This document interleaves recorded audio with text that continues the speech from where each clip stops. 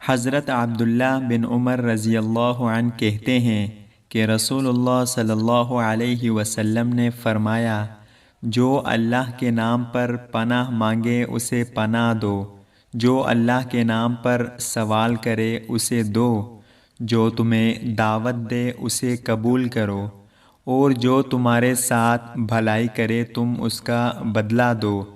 اگر تم بدلہ دینے کے لیے کچھ نہ پاؤ تو اس کے حق میں اس وقت تک دعا کرتے رہو جب تک کہ تم یہ نہ سمجھ لو کہ تم اسے بدلہ دے چکے۔ ایک مرتبہ حضرت معاذ بن جبل رسول اللہ صلی اللہ علیہ وسلم کے پیچھے سواری پر سوار تھے۔ آپ صلی اللہ علیہ وسلم نے فرمایا، اے معاذ، میں نے عرض کیا، حاضر ہوں یا رسول اللہ۔ آپ صلی اللہ علیہ وسلم نے دوبارہ فرمایا، اے معاذ، میں نے عرض کیا، حاضر ہوں اے اللہ کے رسول۔ آپ صلی اللہ علیہ وسلم نے سے بارہ فرمایا، اے معاذ، میں نے عرض کیا، حاضر ہوں اے اللہ کے رسول۔ 3 بار ایسا ہوا۔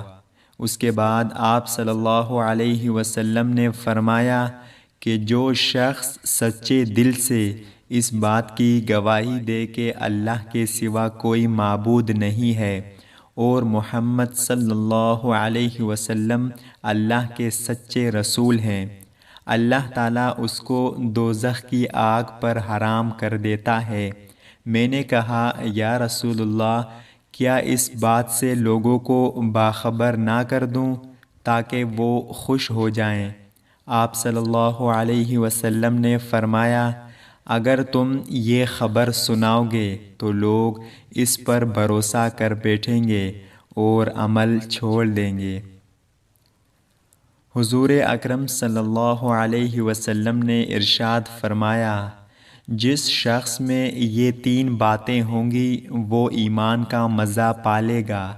ایک یہ کہ وہ شخص جسے اللہ اور اس کا رسول ان کے ماسوا سے زیادہ عزیز ہوں، اور دوسرے یہ کہ جو کسی بندے سے محض اللہ ہی کے لیے محبت کرے، اور تیسری بات یہ کہ جسے اللہ نے کفر سے نجات دی ہو، پھر دوبارہ کفر اختیار کرنے کو وہ ایسا برا سمجھے جیسا آگ میں گر جانے کو برا جانتا ہے۔ اللہ تعالی ہم سب کو ان پیاری احادیث پر عمل کرنے کی توفیق عطا فرمائے، آمین یا رب العالمین۔ السلام علیکم ورحمۃ اللہ وبرکاتہ۔